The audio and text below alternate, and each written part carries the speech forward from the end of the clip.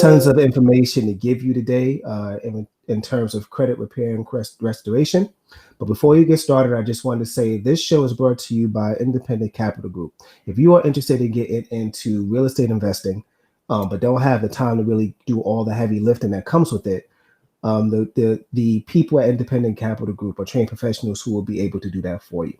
They are skilled project managers, skilled investors, skilled construction general contractors who are there to help you fulfill your investment needs. On top of that, the funding that you receive and that you put into the fund to go ahead and invest, you are guaranteed to get 20% back on your return. So if you want to know more about that, go to independentcapitalatl.com.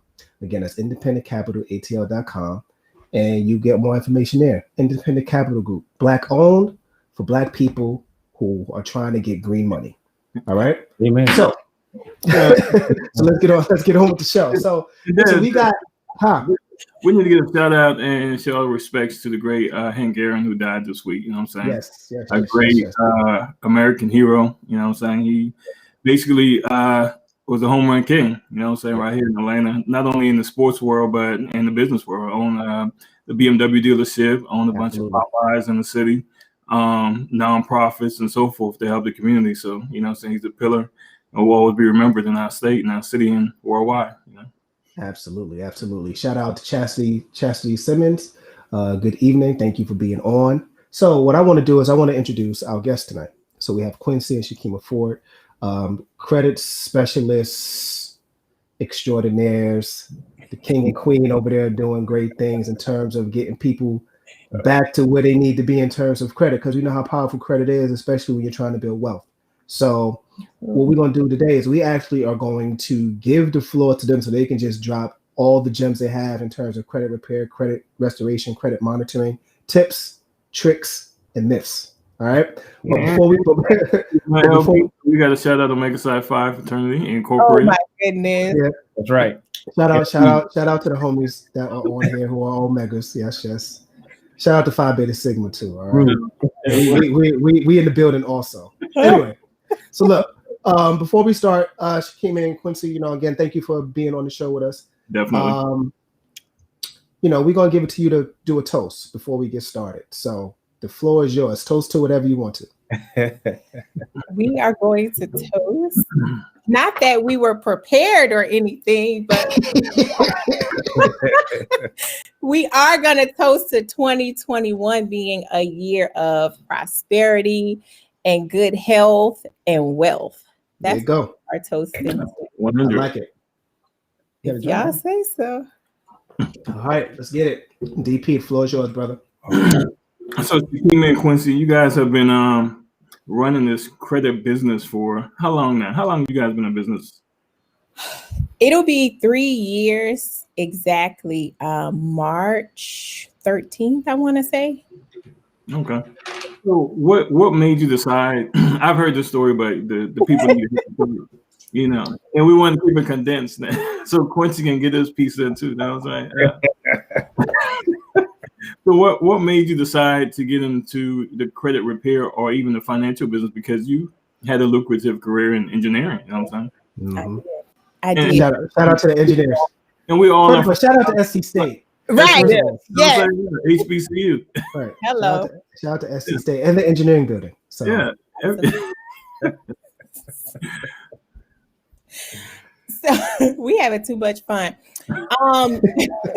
I found the company actually on social media, and I partnered with them because they stood for everything that I loved. The company is all about helping people, and I needed the services. Although I had a very lucrative 6-figure salary, I still had a 527 credit score.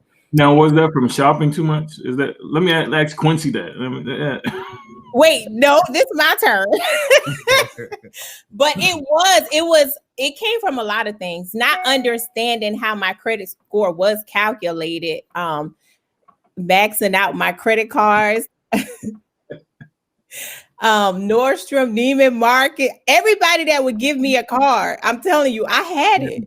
Yeah. Like I had every card that would give me a card. And I had one late payment on my and that was paying my car note late.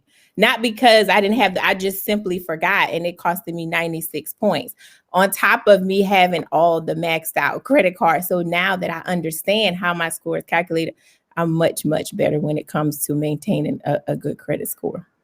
But yeah, it came from shopping. Yeah. So when you saw the opportunity on social media, what made you say, I want to do this? Because, you know, social media have millions of opportunities every day that come across that may or may not be legit. Honestly, when I took a look at it at first, I was like, let me see. But then I'm like, okay, this guy has a Rolls Royce. He just got a $50,000 cash bonus. What is he going to do with a 527? So I was like, Shakima, stop being crazy. Because Quincy didn't even know that my credit score was a 527. I couldn't tell him that. Really? Because he was all about like financial literacy. Like, you know, he kind of coached me to paying my credit cards off before a few years prior till I got, you know, before me getting myself in the hole again. So I couldn't tell him. I probably didn't tell him until maybe 2 months later after I got started. Well, at least you had at least you had the solution. At least you had something in place to be like, well, you know, this is what it was, but at least I'm working to get better. Right. Yeah. That's how I presented it. I said, I know I made some mistakes in the past, and you know, we worked through it, but I made that mistake again. But look what I got. So usually with things like that, like women have better ways of kind of massaging that and crafting that as opposed to us men. That doesn't really go over too well when we try to do that. Yeah. But it's okay. Go ahead, keep going with the story. I kind of told him, well, I don't want to say told, but I'm kind of telling him. You told. Yeah, I know. I was like, you need to join the business with me. He was like, what do you mean? What business? I'm like, well, I'm getting my credit fixed so you can make, you know, you can earn additional income too. You need to do it too. And he was kind of hesitant at first. I guess he kind of wanted to feel me out to see if I was serious. And I know he never expected me to go this far because I loved being an engineer. Right. So he kind of, you know, straddled the fence a little while. And I guess once he saw how serious I was and I wasn't going to let up, he came on board. Nice. So, and he needed the services too, because I had got some furniture in his name. Got all the things. He didn't want to get it for me, so I was like, well, you gonna get it for me indirectly. And don't you know he came home because you know he was a law enforcement officer, right? So he talk about I was going to jail. I had told my dad what happened. He was like, well, we're gonna have to bail you out. But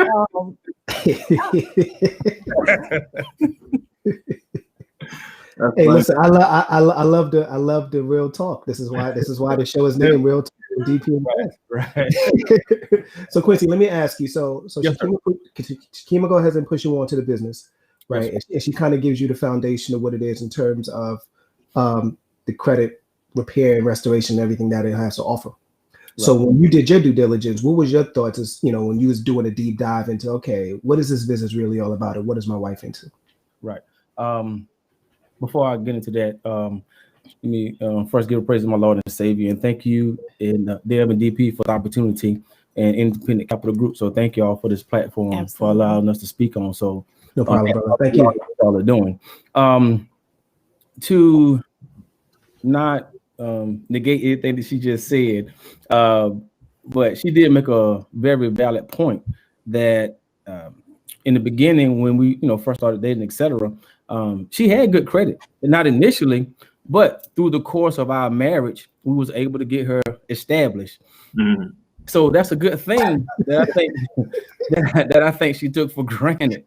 But when we got to the point of me joining the business, I'm an analytical guy. Like you said, congratulations, SC State, Hodge Hall, since y'all get engineering business, so Hodge Hall, H squared. Being a chemistry major, I'm just an analytical guy. So of course, when I looked at it, I was like, what is it all about? Right.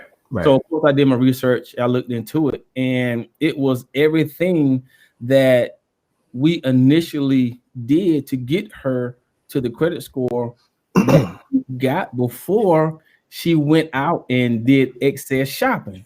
Okay. Yeah. Okay. So it was right in line with everything that I knew initially. And then it also gave me some additional benefits that also helped me to actually increase my credit score. One of the things that she did leave out of why we also, well, me personally, not as much as for her, but for me personally, while we actually venture out into this business, she had a very, very lucrative engineering degree. Engineering job, and it allowed her the opportunity to transition from South Carolina to Connecticut. Right. And during that transition, she was able, to land a job here, and we moved. During that time, we had an unfortunate circumstance where house flooded, etc., and putting us in a hotel for 4 to 5 months. That really put a strain on our credit. Right. So when that part happened, I really needed the services as well, because just say life happened, some unforeseen events took place, and therefore I said, well, this is a no-brainer right now. So this is something we can do. So those two things, me doing the research, everything was aligned with what I already knew, and it gave me additional resources. And then that unforeseen tragic event happening, it was a no-brainer. Right. Right. So let's talk about the business itself and the different resources that are a part of the business. All right. So she loved to talk. I'll let her. No, I'm gonna digress. No, go ahead, Dan. No, I was just going to say, listen, the floor is yours. People is going to want to know, what actually is the business, the name and the things that you do, and talk about some of the products that it has to offer, in terms of, what we discussed, credit repair, monitoring, restoration, things like that. So what is the business? What is the business? So the business itself is financial literacy. Now, our flagship is credit restoration. But as I always tell people, if we just restore your credit, we'll do you a disservice because we haven't educated you about credit, and it's going to land you in the same place again. Trust me, I know. So we're going to teach you and educate you about budgeting, right? Okay. And people hate to budget because it's a harsh reality. Because you have to look your income in the face, right? And then you're going to see, like, how am I even making it, right? Because the goal every month is to come in under budget. A lot of us are not doing that. 82% of Americans live paycheck to paycheck. So, of course, we're not budgeting. Right. Because now you have to see that you're living above your means, right? We're going to teach about getting you out of debt sooner.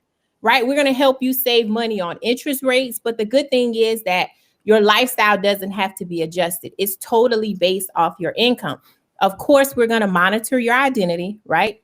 Every 2 seconds, somebody's identity is stolen. So we want to make sure that you don't fall victim of identity theft. We're also going to give you a financial lockbox. So that's your central location to store all of your personal and financial information. Like for me, birth certificates, they walk away like socks in the washing machine. So Quincy is very diligent when it comes to scanning those documents and uploading them into our financial lockbox. We also give you a will and trust. And that's something we do not have. We do not have wills. Like we will sometimes have life insurance because we have, jobs. But as far as a will, I've never been to a will reading. Right. I've seen them on movies and TVs. I've never been a part of a will reading. Mm-hmm. I've been a part of a group text like, okay, we got to bury Aunt Georgia. How much you got? She owed taxes on her house. How much you got? But as far as having a will, so that was a big deal for me. Like, I just thought that was something for rich Caucasian people. I'm just being honest. But now having access to my own will, knowing that, of course, we want to accrue assets. Right. And it's unfair to my family to have to fight for those things when we pass away and they rightfully belong to our kids. So making sure that your priorities are in order. Let me ask you a question real quick, Shakima, pertaining to the will. Do you think that us, as far as Black people, do you think that a lot of us don't necessarily have wills because we may not think we have assets to give to people when we move on? I think that's a factor. I think it's a cycle. Mm-hmm. My parents didn't have wills. their parents didn't have wills. So now having this platform, now my dad has one, my mom has one, my siblings have one, now Quincy has one, and he's been able to extend that to his family and friends as well. And the hundreds of people that we've helped have wills now. And even when you're no longer a client with us, that will is yours. Just make sure you get it notarized. Nice. So it's interesting because, you know, Dev and I are in your business. We're partners. And the will thing, somebody just called me, two people, and somebody actually helped them put together their will. You know what I'm saying? Because they actually want to give me the information and let me put together a will. And I really forgot about the fact that the will was a part of the service. So that's glad you mentioned that. And it's very user friendly. All they have to do is log into their portal, because you're going to get a portal. That's your online website. All of the benefits is 13 total. You're going to have access to. You can either do it from your computer or you download the app and access it from your smartphone. So you're always just one click away from all of this information. Okay. And you can make as many changes as you like. Okay. Nice. So everything is online. You don't have to actually talk to an attorney or anything like that. It's basically you just fill in the blank. They ask you questions, like an online tax software. Absolutely. And before they make it official, they're going to send you a rough draft for you to say, okay, this is good. Let's make this the official. And then if you have to change it, then they'll make the changes for you. Yeah, definitely. And then isn't there a trust also?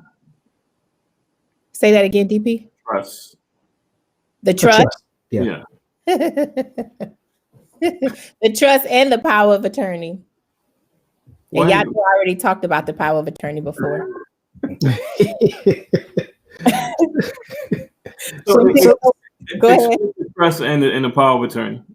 The power of attorney needs to be someone you trust. I trust my husband hands down.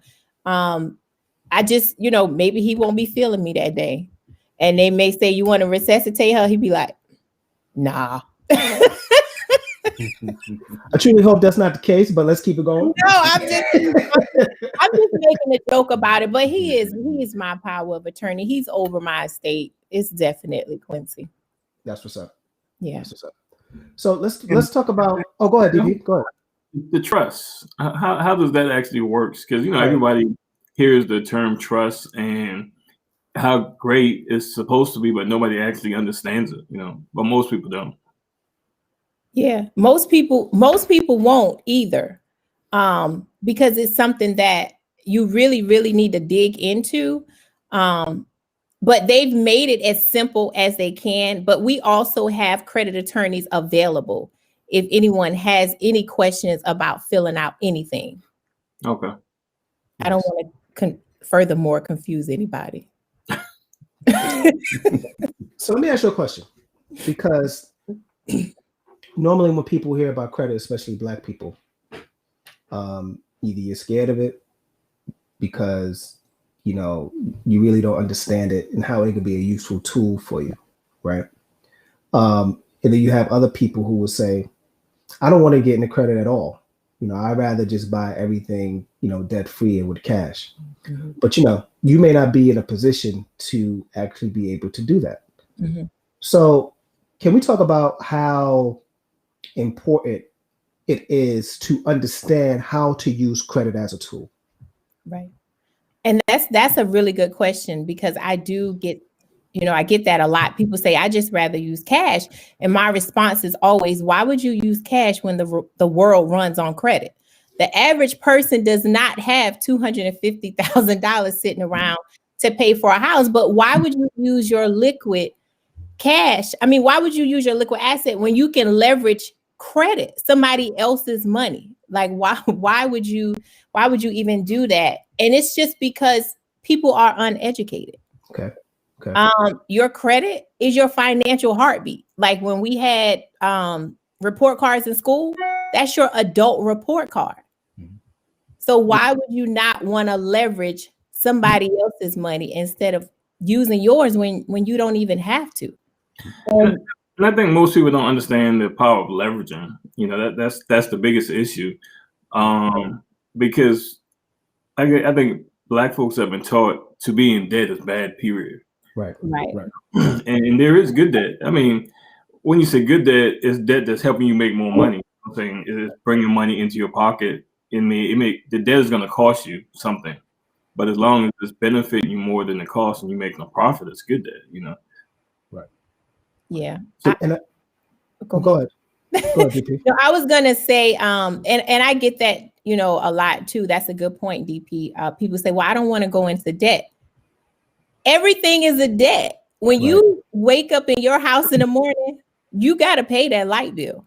Right. Yeah. You got to pay. Everything is a debt. It's no such thing as being debt free. Now, you might be financially free, meaning you could just, you know, have your bills on auto draft and you don't even miss the money. But as far, I just totally don't agree with saying debt free, because you'll never be.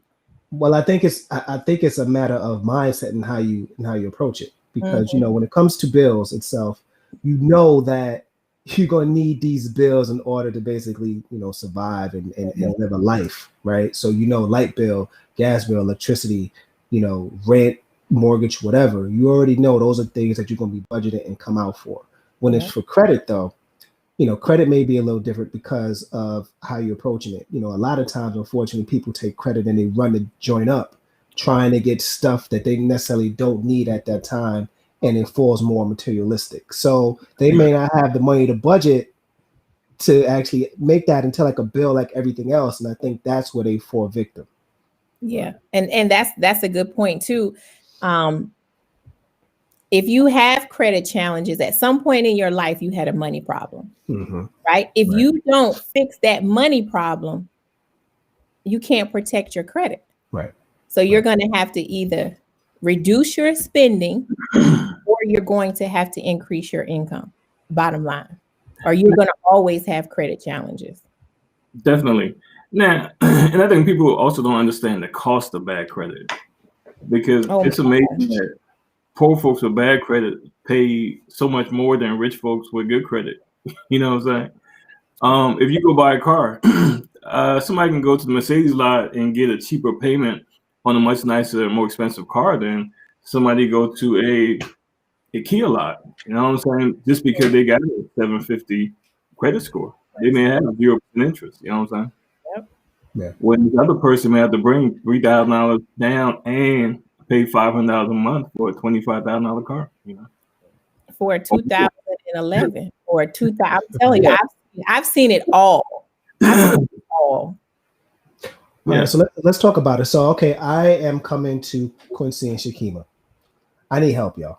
All right. And that's on top of that. You know, so we're part of the team. No, I know, but what I'm doing, I'm kind of just setting the table and this is the scenario, right? So I'm coming to y'all like, yo, listen, I got about a 530. All right. I don't know. I'm upside down on everything. I need help. Where do we start? The first thing I'm going to do. I don't want you to do that when I come to you, because I'm no, you want. I've seen a 0 before.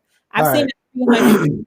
So I started with a 527, so you was already doing better than me. Right. But the first thing I'm going to ask you, if you have any outstanding credit card debt, you know, how are you with your credit cards? I'm going to ask you, you know, what is your goal? What are you trying to buy when you get this good credit? If you want to buy a house, a car, maybe you just want to get your credit cleaned up. Right. Then I'm going to tell you what the process is about. So the first thing we'll do, of course, is pull your credit report.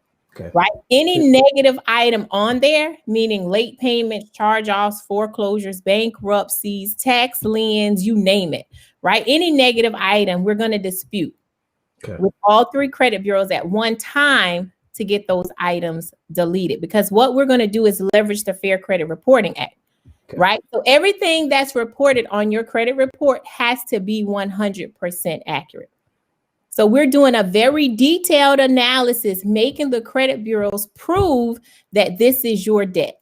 Okay. right? And if they can't do that, then they have to delete those negative items.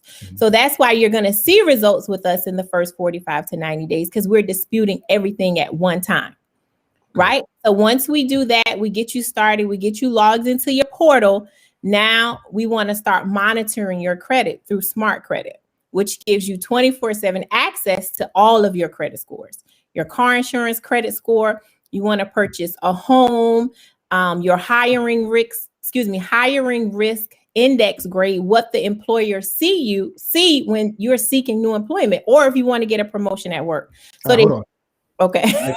hold on, because you just said something that I don't really want the audience to miss. Okay. And it's in regards to the credit scores. There are different credit scores depending on what it is that you are trying to attain. Is that correct? Right. Exactly. All right. So you could be qualified for that position, but your hiring risk index grade could be an F. So they see you as somebody who's not trustworthy and possibly a liability. Right. That's powerful. Yeah. Right. It is. And then if you want to purchase a car, you're going to have access to your automobile credit score, because a lot of people go to the dealership to get approved, because that's just How do you think? the convenient thing to do, not knowing that whether or not you get approved or not, that's one. Hard inquiries on your credit report. They're going to put you into a Shark Tank, your social security number into a Shark Tank. So whoever bites is who you are going to have to pay. But each inquiry could cost you up to 15 points from your credit score. Right. So let's just say you had 15 bites. So you walk away maybe not even getting approved with an even lower credit score. Right. So you need to develop a relationship, a financial relationship with a credit union, and go through them to get finance. Like I did. I went through Navy Federal, got approved, took the blank check to the BMW dealership. I said, hey, this is what I'm spending. I'm not going over this. Either you can give me what I want, or I'm going somewhere else. So after that 530 credit score, you went and got a BMW? No. No. I went with a 720 credit score. No, I'm saying once y'all got it straightened out, okay, Quincy. Oh yeah, you couldn't tell me nothing. That's what's up. That's what's up. So we got a couple of questions in it as it's pertaining to the credit scores and the debt ratios. So let's answer the credit score first, because that's what we're on right now. So, you got the different credit scores like you had mentioned. You got FICO score, you got this score, you got Advantage score, you got all type of things. Credit Karma. That's an app that a lot of people use, a popular app that tells you what your credit score is. However, you don't really necessarily, that particular credit score on Credit Karma may not be representative of all of your scores that you may have going on. So can you talk about how good Credit Karma is, and how do you use Credit Karma to measure your credit score? So Credit Karma is a good foundation. Okay. But Credit Karma is always going to be higher than your actual score. Okay. Really? It's a good foundation, though. It'll give you a good idea of the negative items before we even pull your credit report. So I'll ask you, what's going on? Do you know the negative items? You can use Credit Karma as a foundation, but through our system, Smart Credit, it's live. So you can actually refresh your credit score as often as you like. And when we pull your credit score initially, it's all three of your credit scores. Right. Now, when you say we, I don't want them to get confused that you're actually going to be looking at their credit report. Right. That's a good point. So the company that we partner with is United Credit Education Services. We've been around since 2004. We've been able to get over 2 million negative items deleted from credit reports of people just like myself, just like Quincy. And we've been able to help tons of thousands of people get their buying power back or earn additional income. That's what's up. That's great. Okay, we got another question. As everyone, I want a house. I've heard something about debt ratio. Can you expand on that? Sure. Your debt to income ratio, anything over 30%, is considered a risk. Mhm. So you want to stay 30% and below. And I'm going to clear this up too when it comes to student loans. People think that they can't purchase a home because they have student loans on their credit report. Student loans are not bad unless you faulted on them and you didn't pay, and now you have late payments and charge-offs and collections. Student loans do increase your debt to income ratio, but it's not bad if you have student loans, because we purchased the house with student loans before. Let me ask you this: with the student loans, now with the 30%, like she was asking about, is that only credit cards, right? That you need to have your credit cards, or you need to have your whole debt? Because you get a car, you got a $40,000 car loan, and you got $10,000 worth of credit card, and you only make $70,000. That 30% is blown out the window. Exactly. That's why we tell people if you're on the road to purchase a house, you better not, and I'm going to say this again in all caps, and you can put this on Mary Had a Little Lamb. Do not purchase a car before you close on your, do not purchase anything, no furniture, no car. Don't purchase anything before you close on that house. Even if it's the day before you about to close. Do not purchase anything before you close on that house.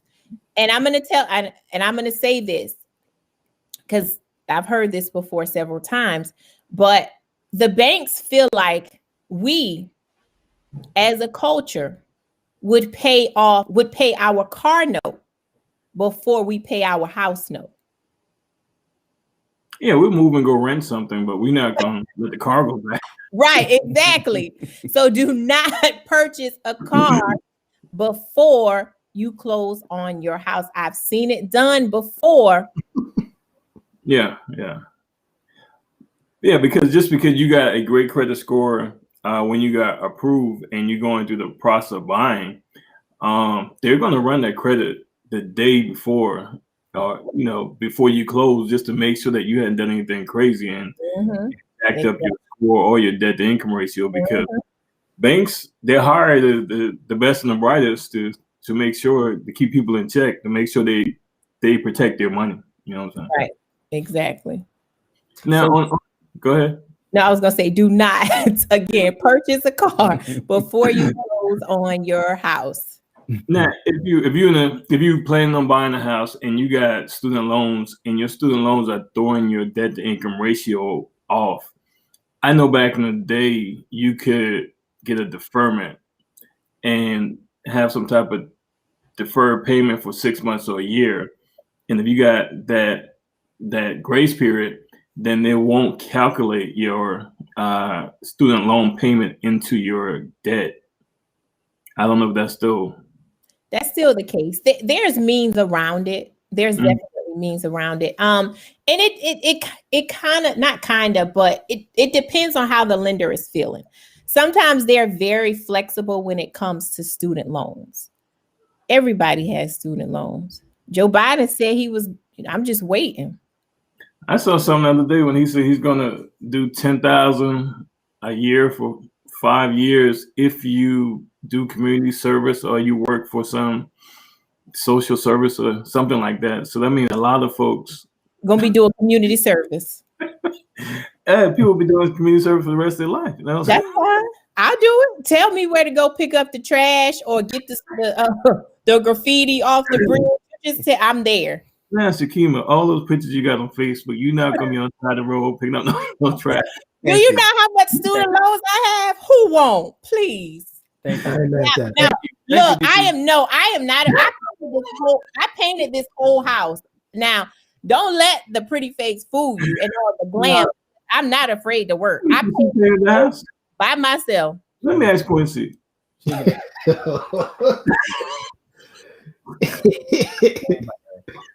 And you know it. I'm gonna be right on the side of the road picking up trash. I'm mad. She may be on the side of the road, but she ain't gonna pick up no trash. Yes, I will. I would love to see that. Right there with me. So I'll be like, get that one. Get that one. Get that one. That's what she'll be doing. Y'all funny. I'll pay your student loans to see that. Listen, Quincy ain't here for none of it. Yeah, I don't believe that. Don't do that. I'll pick up trash. I mean, if you pick up trash, I help you. If he wipe my student loan debt out, please, I'm there. Right. Well, I mean, on the student loans, though, I will say this: I don't know, a lot about her student loans. I just didn't look into them, but I gotta thank South Carolina State again when we graduated, because I came out of college for 4 years with less than $20,000. So, Really? Yeah. So the thing about student loans, especially if you're really young. No, tell him my student loans is his student loans. Can y'all tell him that? That's how it works. Yeah, man, it is. Bad credit. Bad.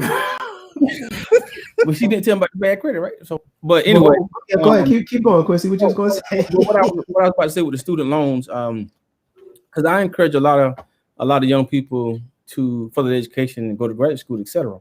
Right.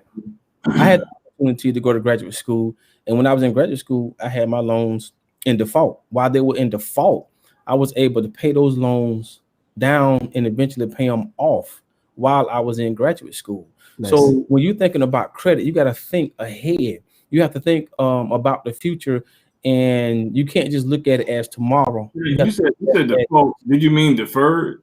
I mean deferred. I'm sorry. Thank you. But you were in your 20s, though. I wasn't thinking about that in my 20s. But that's my point. I was trying to have fun. That's why y'all together. One of y'all think like that. You know, it's a balance. But that's the point I'm trying to make. When you're in your 20s, that's when a lot of people do seem to, generate this bad credit. And now they're in their 30s, 40s, 50s, etc., and they still have bad credit. Oh, you just want to show off. I'm a digress. He just want to rub it out. Yeah, I had less. I came out of grad school with no student loans. I'm just saying there is a plan if you just think about it. That's something to be proud of, though. This is true, though. But I will say this, Quincy, you're a rare breed in that regard because exactly. There's a lot of people who may not be thinking like that. For example, my daughter. Amen. My daughter who's a sophomore in college now. I try to tell her, you may want to be able to put some money on, whatever. And she got about like $1,000 loan a year, so it's nowhere near what we was rocking with, right? But nowhere near. That's great. But the thing is, though, with parents, you don't need no loan like that. Right. But the thing is, like, look, because it's so low, you actually do have an opportunity, right, to be able to pay it off. However, she's like, whatever, it goes to one and not the other. She's not thinking like that. So yes, sir. That's another thing that we should talk about. Also, it's important to kind of have these conversations with the younger. And that's what I was alluding to. Yeah. So for all of the individuals who didn't have that opportunity, aka that's something that we can encourage. Don't come from my childhood. That's something we can encourage and instill in our children so they don't be in this position. That's all I was getting to. Don't come from my childhood. So look, let me ask you these questions, right? Pertaining to the credit and the credit score, how to increase it, right? Because here's something that happened to me. This is a true story. Paid my car off, right? And when I paid my car off, I was so excited at the fact that I paid my car off that I wanted to get that debt off of my credit report, because I was like, I don't want to see it no more, right? So I actually went ahead and disputed it, and they took it off. But when they took it off, what happened was my credit score didn't go up; it actually went down. Yep. Mm-hmm. Can you explain why that happened? That happened to me because when I had the late payment, because that's why I went to BMW, because Alexis had me so pissed off. Because my score decreased 96 points. So I just got pissed. I was like, I'm gonna just pay the car off. It decreased even more, because that good credit history, minus that late payment, that went away. So that was an installment loan that I no longer had on my credit report. So you have to realize, in order to obtain and maintain good credit, you have to use it. Right. So you have to use it. It didn't drop as much as it could have because we still had a mortgage. Right. But had we not had that mortgage, it would have decreased even more. You have to have that good credit mix. You have to have it. Yeah. So the good credit mix, you know, some people who have no credit, they can get 1 or 2 small credit cards and don't really use it. You know what I'm saying? Keep it under 20-25% credit usage. And they can jump up to a 700 based on the fact that they've never had anything before. But when you get older and you've had all these different credit accounts on your report, what's the type of mix you need to maximize your score? As far as installment loans, a mortgage and a car payment is always good. If you're not fortunate enough to have that, personal loans are also good. As far as credit cards, I always think like, well, how many credit cards should I have? I always recommend 3. To some people, that may seem like a lot. If you don't have the discipline, don't go for 3. Why do I say 3? Because what if you've had, your credit cards 10, 15 years? One of the banks closed. That's all that good credit history wiped, gone, if you only had 1 or 2 credit cards. So 3 is ideal. Okay. Do I have more than 3? Yes, I do. Again. And I'm of the mindset to have as many credit cards as you can get without damaging your score with inquiries. Just don't use them. You know what I'm saying? Mm-hmm. Because the more credit you have, the more you look at it as a better risk. You know what I'm saying? Because you're not being irresponsible with your credit. You know what I'm saying? But after 6 months now, if you don't use those credit cards, they are going to close them out because the banks, they do audits so many times a year. So if you're not using that credit card, if you're not even utilizing it to the limit, because Target, I had a $1,500 limit for Target.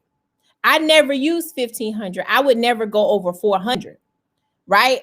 So this particular day, I wanted to use more than $400, and I couldn't because they lowered my limit to $400. I was pissed. I'm talking about in tears. Even though they was like, Miss Ford, but you never, after our, we performed our audit, you never exceed $400. Yeah, but let me decide that.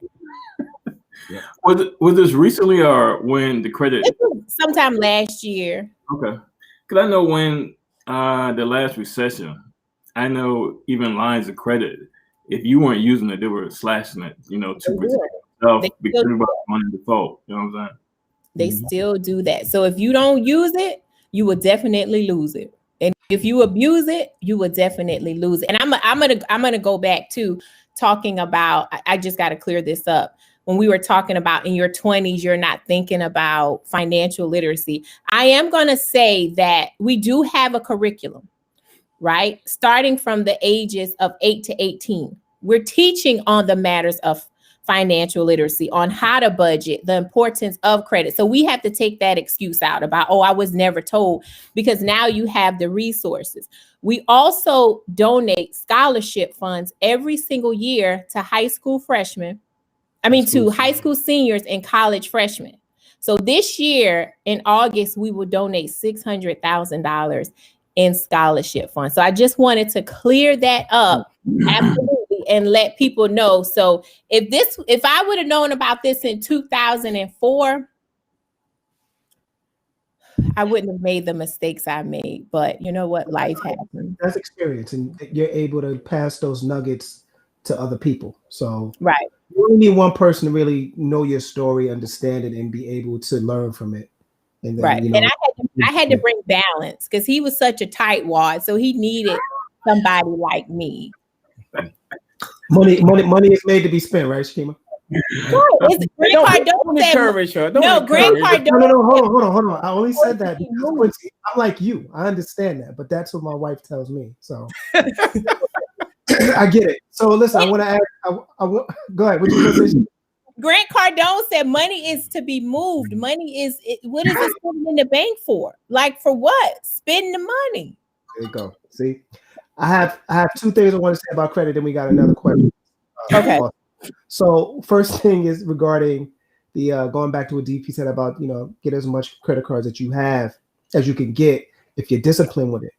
The only thing that I would say about that is you got to be careful in terms of when you get those credit cards because of the hard hits that come on your report. Yep. Because once you have about 2 hits on your report, anything above that could adversely affect your report in a negative way. So you need to be mindful and careful of when you strategically get those credit cards. Don't just go crazy and try to get them all at once. At once, yep. Because big score. 60 to 90 days apart. 60 to 90 days apart. Right. Yeah. Right. So, and we do have a question again from shout out to Chastity for being so interactive with us. Shout out to Chastity. Yeah. Shout out. So she said, I rented all my life, but I'm hearing something about credit my rent. Should I or should I not? Talk about that. So credit my rent is absolutely amazing. It gives renters credit for paying their rent. So you can either go back 24 months, 12 months, or you can get it reported month to month. The good news is that it now reports to Equifax and TransUnion. Dope. Yeah, and that's great, because assuming that you paid your rent on time for right. Now, if you haven't been paying your rent on time, then don't do it. Right. Because when mortgage companies put your credit scores, they're gonna believe they take the middle score. So they're gonna take the middle score. Yep. Two credit reports that's reporting high because they're crediting your rent, then you're in the ballgame. You know. Yeah. Yeah, that's definitely a useful way to be able to get your credit increased, especially if you have rent. Because you, like DP said, if you're not paying your rent on time, then you gonna have to work something out with your landlord. But you can do it for you and your spouse, your roommate, or you can do it solo. So this is even if you got a private landlord, like an individual like me, or they would just, once you fill out the information, of course, they're going to ask you your landlord's information, and then they're going to reach out to him. So he has to fill out, he or her, she or him, or see, I told y'all. And once they fill it out, then they confirm everything, and it gets reported. That's what's up. And so that's a part of the service also when they enroll. Is that a part of the program? It's a part of the service, but it's separate. You have to pay separate. Okay. Mm-hmm. I have another question. Is it a monthly fee for that? So it's a fee. It's an initial cost. Very, very affordable. There is a monthly fee, but you only pay the monthly fee. Let's just say it takes your landlord 35 days, right? Which normally it shouldn't take them but a couple days to fill out the information and return back to you. If your landlord exceeds the 30 days, then you'll have a monthly fee. It's cheaper than Starbucks. Trust me. Okay. Yeah. That's what's up. So let's say like you got a 530 credit score come to you. You enroll them, get them enrolled in the program. Everything is online. You don't have to. You like talking to your customers before they do anything because you want to kind of be the mom, guide them through this process. You know what I'm saying? Because and it's true that a lot of us, first of all, we don't like talking about our credit position because it's not always in the best shape. Mm-hmm. So that kind of gets us. We sometimes it paralyzes us for not taking, causes us not to take action. You know what I'm saying? Because we really don't want people to know how bad we're doing. Right. So that's why you like talking to them, making them feel comfortable, so they can go ahead and go through the process and at least get started, so they can start, reaping some of the benefits of what the program offers. Right. Yeah, I am very motherly and hands-on when it comes to my clients. For one, because people are trusting you with their personal information, even though I don't see their credit scores. I only see them if they show me. I can see the items that were deleted, meaning the quantities, but I don't see the details like they see through their portal. But I want to get to know people, right? You're trusting me with your livelihood. So I want you to understand, look, I care. If you want to get a house, we want to get you in the house. But I also want to make sure that you're utilizing all of these benefits that you're paying for. So you want people to be comfortable. Like, they have to give you their social security number, you treat it like a bank. Right. Yeah. And I always, maintain a level of professionalism as well. Nice. Good deal. Good deal. We have another question that came in. I just found out there's two dates, there's two dates, a due date and another date. When is the best time to pay my credit card?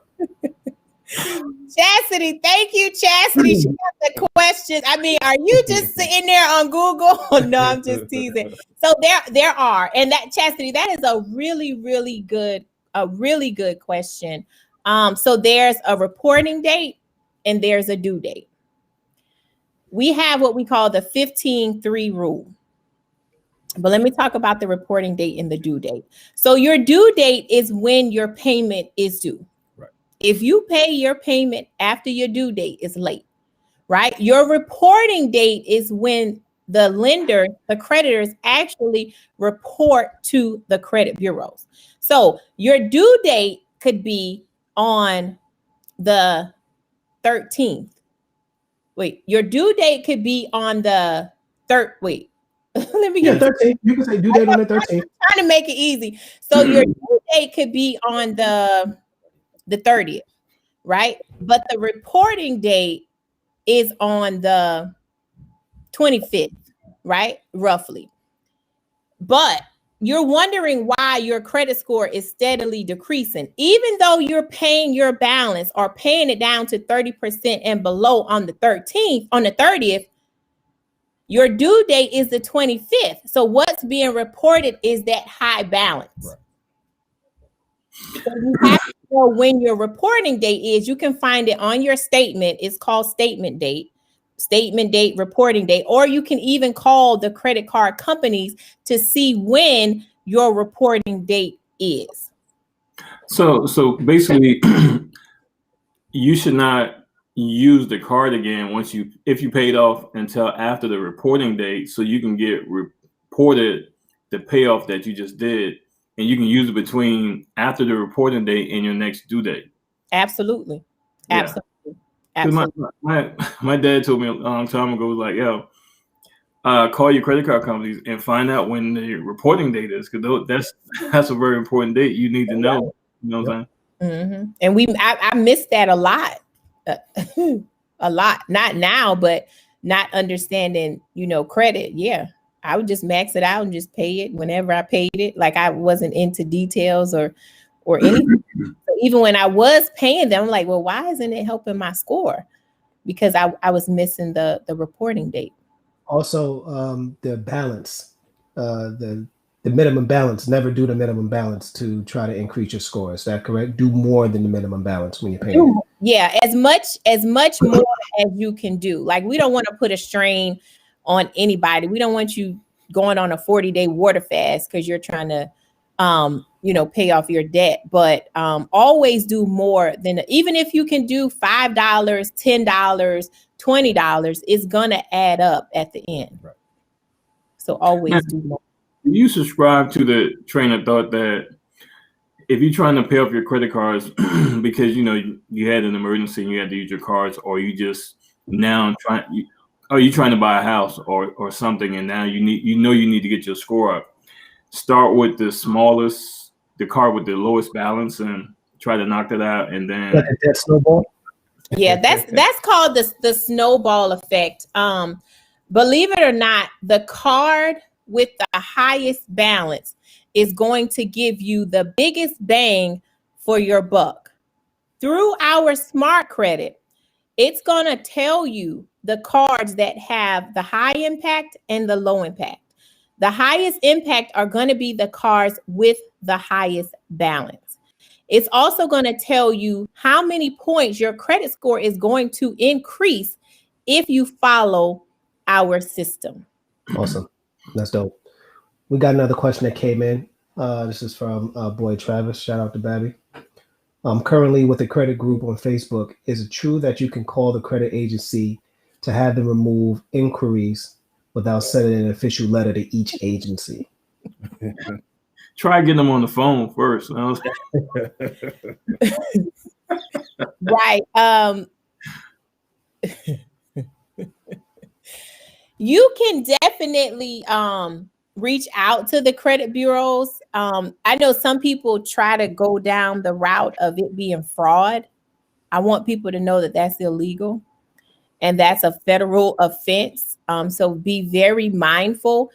I'm going to say again, through our smart credit, you can dispute negative items yourself. We don't advise you to use that tool, even though it's there and it's tempting. But when you dispute things online, you don't get to provide supporting documentation. So just be very mindful when it comes to things like that. Let me ask you this, because a lot of people are in a high balance situation versus just being late or neglecting to pay this stuff on time. They just have a high balance. Because when we've done some houses and I've carried some balances on my credit card, I know what I need to do to get my score back to a 700 plus. You know what I'm saying? If it drops to a 650 or below, I know it just because I got a high balance on a couple of credit cards. I just need to pay it off, and then my score shoot back up. Is there another alternative besides paying it off or paying it down, rather?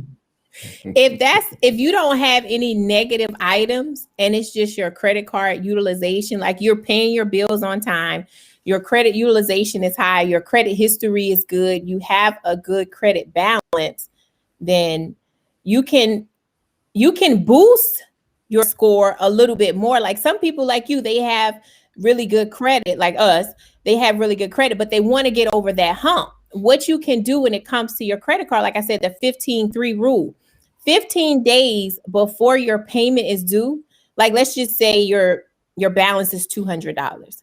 Pay $100 15 days before the payment is due, and then 3 days before, pay the remaining $100. You continue to do that, and you're going to start to see an additional increase in your credit score. But also, go ahead. I was going to say another hack is, and this is free game. People pay thousands of dollars for this, but say it again, free game. Right, another reason why I say, 3 credit cards is good. But like Dev said, he probably got so many credit cards, but Dev is very disciplined. You could tell based upon his credit score, but everybody may not be there financially to be able to do that. But that's another reason why I say 3 credit cards, because what if you have a high balance on one, but the other 2 is paid off? You can do a balance transfer to make sure that all 3 are 30% and below. Now let me ask you, because that's important. Some people would just add their credit card together, and then if they average out to below 30%, is that not correct? Or you need each one to be under? Each one to be 30% and below. Okay. Now again, let me go back to that question, because everybody ain't selling houses or have something that they're using their credit card for business or something like that. And they know they're getting the money back to pay it off. You know what I'm saying? If you work in a regular job, you may not have that little windfall to make that big nut payment, to get your score up and get that credit usage down. Other than slow walking it almost to, you or eating Roman noodles. Ramen. That's so rich, he can't even say it right. It's ramen. Ramen noodles. Y'all know what I'm talking about. We all been in ABC. Hey, Shakima, that's that Walmart law, Right. It's ramen. Shout out to Walmart Island.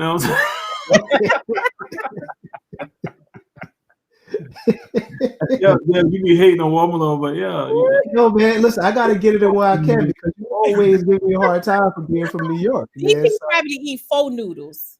Right. I gotta give you a shot whenever I can. Right. You made me forget my train of thought, man. Look, think about it, because I do have a quick question for you. So other than paying it off, and just piecemealing it as you can, or just severely cutting your lifestyle, to make that to be able to contribute much more to your credit cards. Is there? Do you? You would never tell anybody just to go and default on the credit card and let the company, you're going to need, as remember I said before, if you don't increase your income, then you can't protect your credit. You're going to have one stream of income is like a chair with 3 legs. It's not going to stand. If you depend on solely one thing, you're going to fail every time. Nothing. I mean, as far as like a spouse or something like that. Yeah. But I'm saying I had to clear that up. Look. Quick. You see, but one stream of income is very dangerous. We have to get out of the mindset of just being in this box, walking this straight and narrow. It's okay to venture out. Like, you want to live a good quality life. Mm-hmm. Like, hands down, like I tell people all the time, this is all you get. This is not rehearsal. Why would you want to keep being in the same predicament every single year? Start a home-based business. Man, it's a business for everything. I say this all the time. It's a lady who's a millionaire now because she has millions of views. Millions of people watch her eat seafood on social media. Really? Because they like the way it sounds. And I've been doing it for free all these years. Yeah. Exactly. It's a market for everything. It's a market. Like, stop it, people. Stop it. And also the mindset, when people tell me they got free time, I don't know what that is. Yeah, for me, it's like it's not enough time in the day. It's always something that I know that needs to be done, and I'm gonna force myself to shut it off sometimes. So yeah, same here. I don't have free time. I don't know how people have free time, especially when you telling me you broke. Yeah, how do you have free time, bro? No. You know what? That's an interesting question. Sidebar a little bit with that. How exactly? How do y'all deal with that? And I'm only asking because both of y'all entrepreneurs and y'all really trying to get out here and get it, but y'all also have children, and it's important to have that balance of home life and what you're trying to do to get that bread. So how are y'all doing that, and what are some of the things that y'all do to kind of try to keep that balance and keep it going? I'm going to be honest with you, Dev, DP, our audience. It's when you're building something, it's no such thing as balance. Okay. It's no such thing as balance. As far as Quincy is he still works his full-time job, and the kids are with me during the day. But it's what I've been able to do is prioritize my time. Like, if it's not contributing to me financially, spiritually, physically, mentally, it's not on my schedule. It's not on, like, I walk around with a planner. Like, every 30 minutes, I'm doing consultations to help people get their buying power. But I don't even watch TV because it's not helping me. It's not adding value to my life. I have no downtime. I may read a book or something, like Quincy come upstairs to get in the bed. It's like 6 books, my iPad, my laptop, my phone. And it's so funny because I guess that's his way of telling me it's time to shut it down. He's like, you need the light on? Like, bro, you see me on my computer. Like, of course I need the light. So I'd be like, no, I don't need it. And that means, all right, it's time to go to bed. But he is very, very helpful when it comes to, like, with the kids. Like, when he gets home, like, he's very hands-on. He does probably 98% of the cooking. And that's because the kids prefer to eat his cooking anyway. And I'm okay with that. But, what I'm saying? I was gonna say, shout out, let's clap it up for Quincy, man. Right. Shout out to the homie. You know what I'm saying? He even cleans up the kitchen. Give that man his flowers today. And that's why I'm doing it. But trust me, he always got an ulterior motive. It ain't free. I gotta put out something. But he's very good when it comes to that. Like, I would not be where I was today. Yeah. But I still don't think I'm successful. I feel as if I've, made some accomplishments in my life, but as far as successful, no, because I haven't helped enough people. But I would not be where I am today without a solid support system. I couldn't be able to travel like I travel. Like sometimes I may go away for 2 weeks, like, being on a tour, not now with the pandemic, but, I've gone away for 2 weeks, going from state to state, city to city, building our business. I couldn't do that without him. So if he was as driven as I was when it comes to this business, it that's what's up. But see, that's the thing. Shakima, like, you said that when you're trying to get this bread and trying to get this bag, there's really no balance. But the truth of the matter is the balance is in what Quincy is doing at home. So that's dope. Yeah. Quincy, what do you want to say? What do you want to add to this? Anything you want to add to that? The only thing I want to add to that is that she is driven, no question about that. However, I think a lot of people look at this new idea of, I guess, entrepreneurship. You have to be non-traditional today. Yeah. I mean, most of the time when you look at marriages, life, and people and their success, you have to take on roles, quote unquote, that are not typical. Like, most men don't do the cooking or the cleaning or etc. Right. So you have to look at. Well, you don't clean that much. Now I say sometimes. Hey, you never have it for a little bit now. You give him a river, you want the ocean. Listen, let the homie speak. He was going. Trust me. She's trying to get her 2 minutes of fame, but that's fine. No, I'm not. But all I'm trying to. He don't sweep when he clean the kitchen.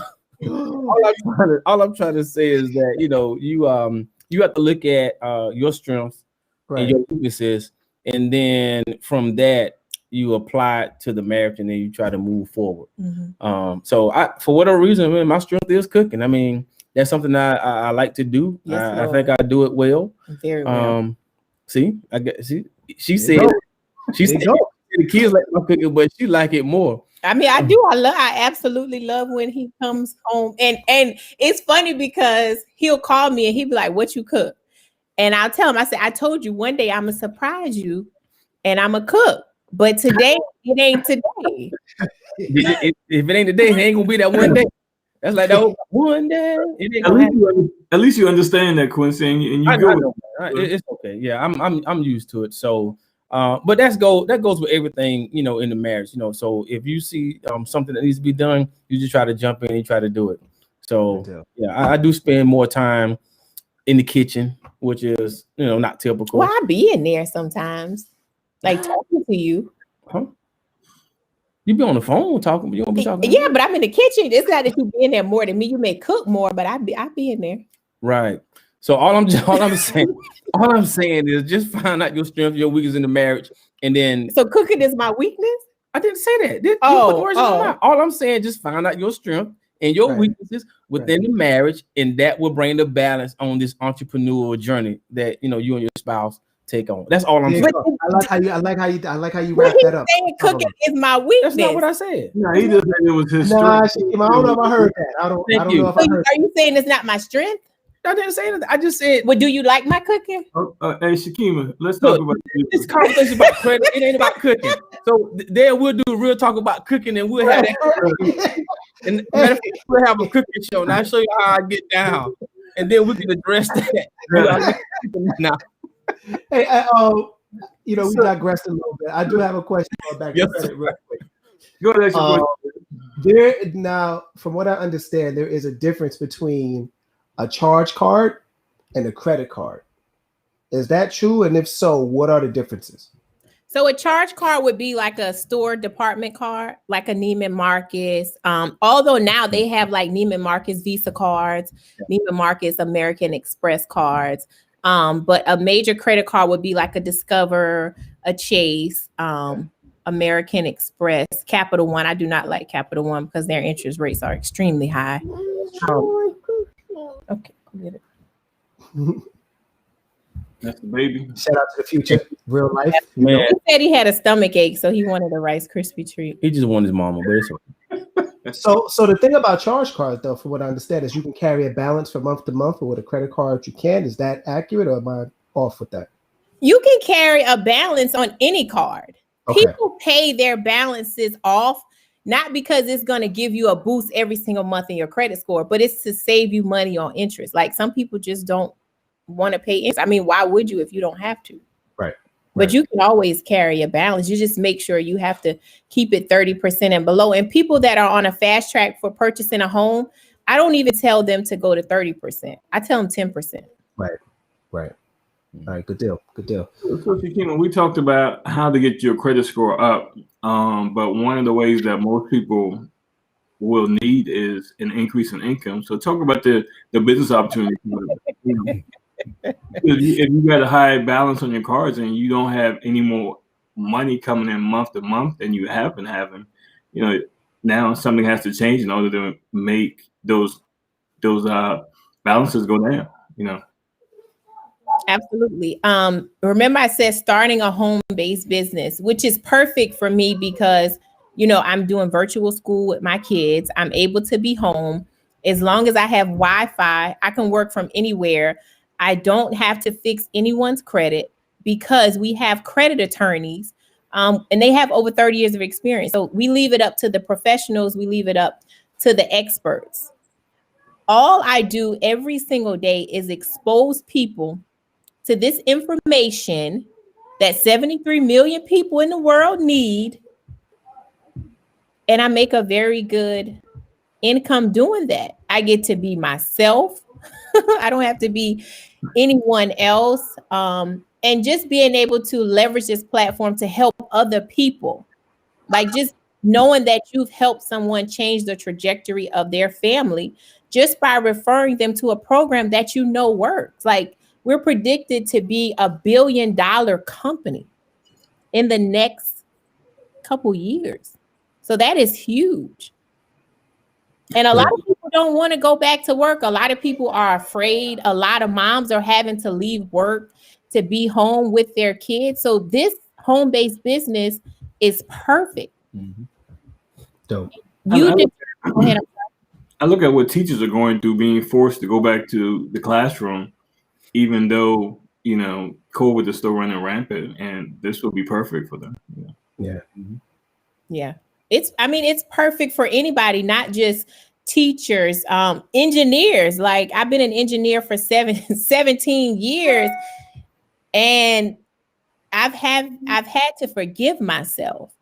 And I don't negate going to college. I loved college. I had a really good time, but I see so many people, even as my mentors, that never went to college that are worth billions of dollars. Right. So I'm mad at my parents because they wanted me to go to college so bad. And, I have all this student loan debt. Like I said, to be an engineer, you had to go to college. But it's just since I've been exposed to certain things, if my child didn't want to go to college, I wouldn't make them. Right. Yeah. So I 100% agree with you with the fact that the more you're exposed to, it depends on what you actually want to do in life. College may not even be necessary. Right.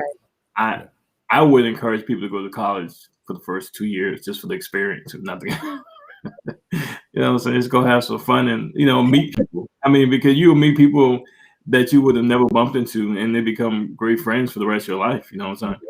Right. And I echo that same thing too, DP. Hey, would never met you, wouldn't went to college. Yeah.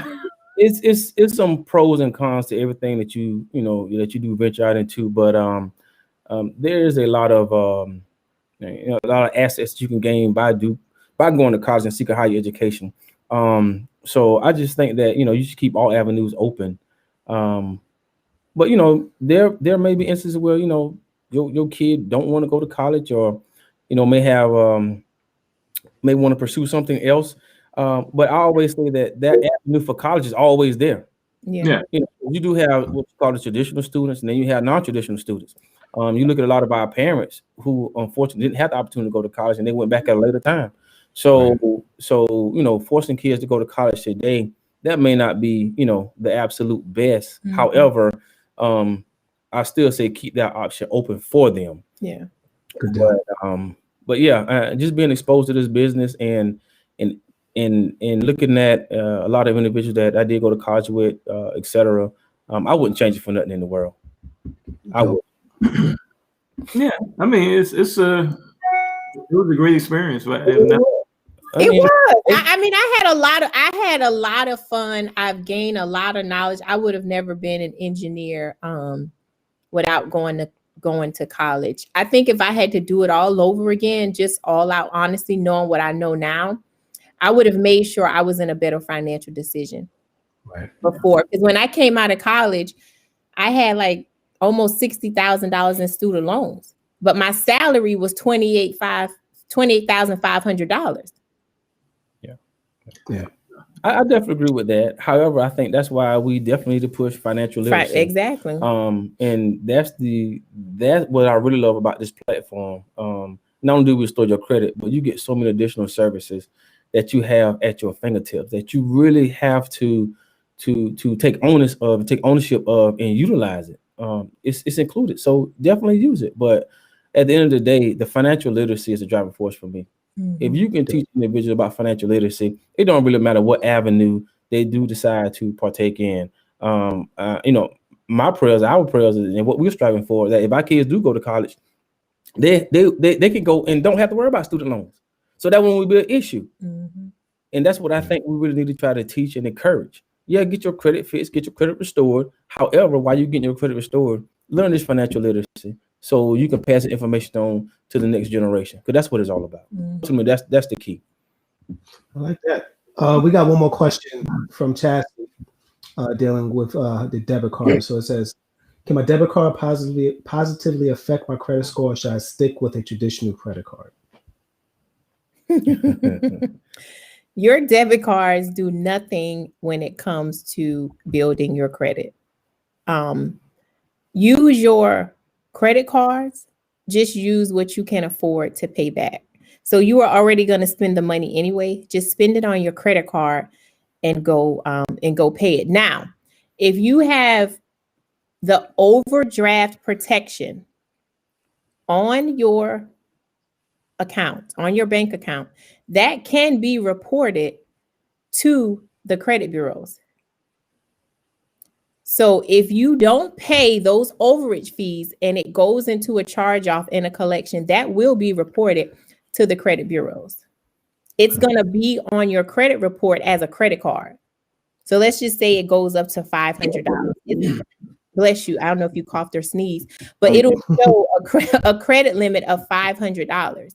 If you don't pay those overage fees, it's going to look like a credit card. And I know a lot of people don't know that. I had a friend who used to know that he can go and withdraw a certain amount over he has in the bank every week after you get paid. I'm like, for real? And just pay it back. It's like a personal. I mean, it's overdraft, but it's a personal loan. If you pay it back, but if you don't pay it back, it's definitely going to get reported. But yeah, you could do that. You could overdraft up to $500. You can write a check, because I did it in college. South Carolina Bank of Trust. You could write a check for $500 to yourself. Go in there, deposit it. They would give you $500. When you had I think 30 days to pay it back, you had to pay exactly $536. I don't know if it's still like that. I don't even know if that bank is still there, but I know. No, y'all put it out of business. They ain't there now.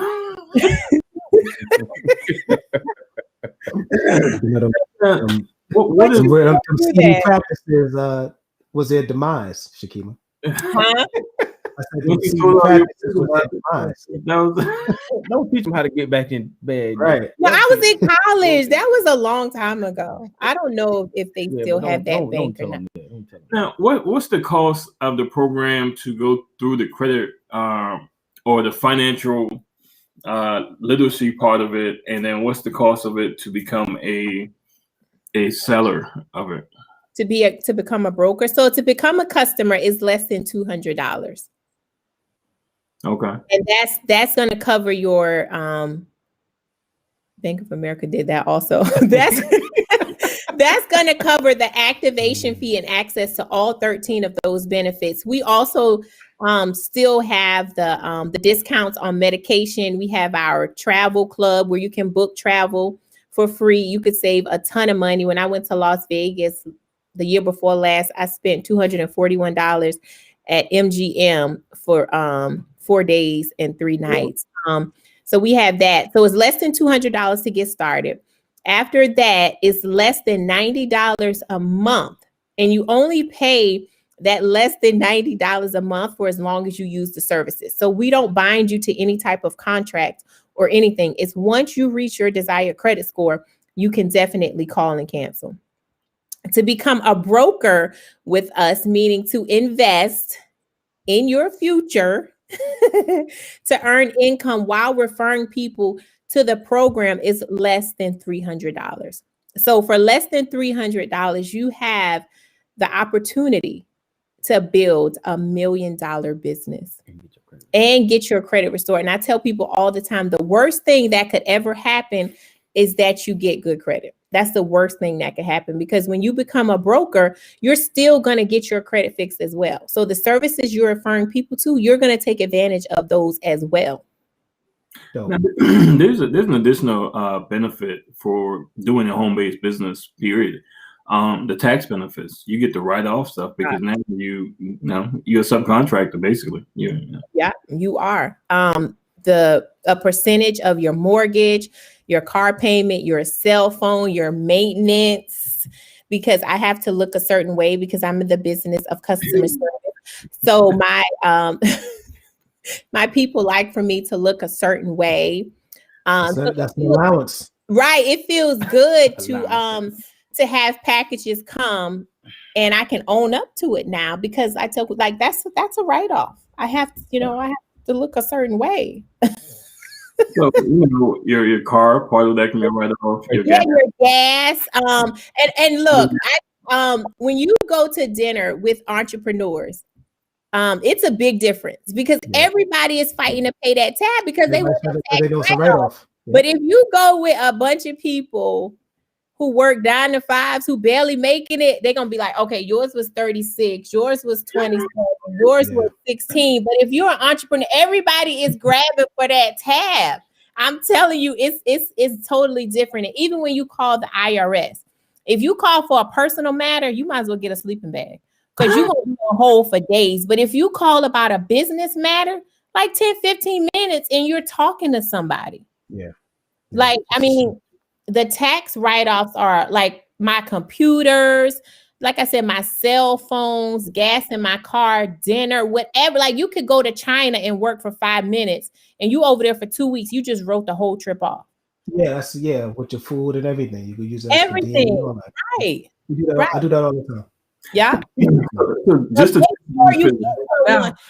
right. Make sure you get someone who knows about business. Yeah. Make sure you get someone to an accountant or the person who does your tax, somebody who knows about these write-offs, because it's like over 400 tax laws written for entrepreneurs. So you got to get with somebody who's knowledgeable. Right. Yeah, definitely. Being an entrepreneur is like the IRS puts you in a different tax bracket just because, what I'm saying? It's not that you have to make a lot of money being an entrepreneur. You just got to be an entrepreneur. You know what I'm saying? That's it.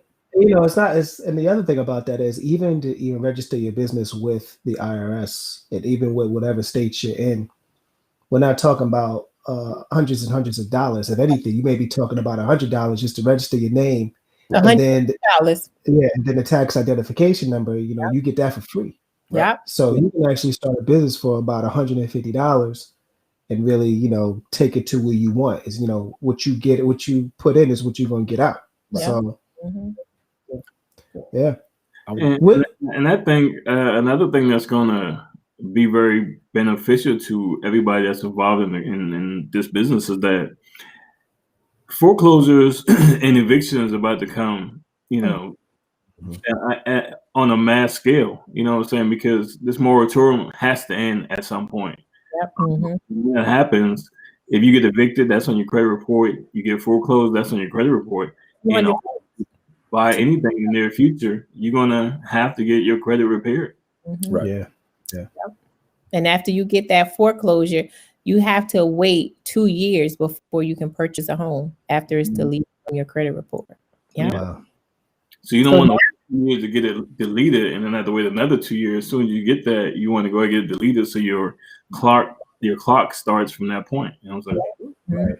So now is the time to partner with us. Yeah. Hey, so listen, how can they find you? That's the thing. So We'll you reach can out. find me on Facebook. I am Shakima D. Ford. On Instagram, I am the CEO Shakima. On TikTok, I am the CEO Shakima. So we call it FIT. Facebook, Instagram, and TikTok. And she's on there all day, every day. But I'm branding and marketing my business, which is myself. And that's what I get to do because people do business with people they like, they trust, right? So I want to build relationships every day so people feel like they know me and they get comfortable with me. But I get paid for being on social media. Yeah, I mean, it's a great thing. Don't get me wrong. You see how DP do? He throws shots now. Shots fired. Shots. And this is why I get mines in whenever I can. Got to. He'll fire off in a second. Well, look, man, this was great. We appreciate the free game that y'all was giving us and the gems that y'all was dropping for the people. DP, do you have anything else to say before we roll out? No, we just want to thank them for being a part of the broadcast tonight. And whenever this pandemic, gets out of here, we'd be glad to have you over in the basement, the lounge, the studio. Because we missed the opportunity before. So, but it's eventually we're gonna get back to somewhat normal. And we'll be able to interact with everybody again. I don't know what normal is gonna be. I don't know. It's definitely going to be a new normal, but Yeah. The world is shifted. Now is the time to build a home-based business. And women, we are killing it. Yeah. Killing it. 80%. 82% of women that make 6 figures or more are doing it from a home-based business. And I'm gonna just drop the mic like Eddie Murphy did. I'm gonna just leave it. Oh. Well, on that note, look, this is all right. It's no need to even say anything else when you're gonna drop it like that. Just drop it like that, I'm looking for my next success story. I'm looking for my next 6-figure earner. Well, Shakima, we're gonna start promoting it on our social media more too. So we've been neglecting it. It just seems like it's not enough time to do everything. Somehow you make enough time to do everything. You gotta delegate. DP, I keep telling you, you cannot do everything on your own. You gotta delegate. Get you a virtual assistant and let them just manage your social media. Just think about all the money you just let go by. Wasn't you supposed to give us some information on virtual? I said try my sister out for a week and you know how that goes. Hold on. Wasn't you supposed to give us like the algorithm, the keys of the moleculum too? You. I said you. I don't think I think he sent it to me. See? He didn't give it to you, Dan? No, I'm the one asking for it. I sent you. That wasn't gonna do anything with it anyway. So I mean, Dev, I'm gonna send it to you, and now the ball is gonna be in your court. I said, just try my sister for a week and see what happens, and we could just see what happens. But consistency is definitely key. That's a lot of money y'all leaving on the table. You're right. We're gonna get to it. He don't even know what ramen noodles are, so he don't need it. I know what they are. Or Roman noodles. That's why. Yeah, Roman noodles. What type of delicacy do you That's what we call it down south. Ramen. Well, look, y'all. Look, people. Thank you for joining us. This is having us. This is Real Talk. This is Real Talk with DP and Dev. Thank you for all the questions and the interactions. We encourage that every time. Yeah. And before I go, I want to leave this with the people. In all that you do it with positivity, creativity, and authenticity. This is Real Talk with DP and Dev. Peace, beautiful people.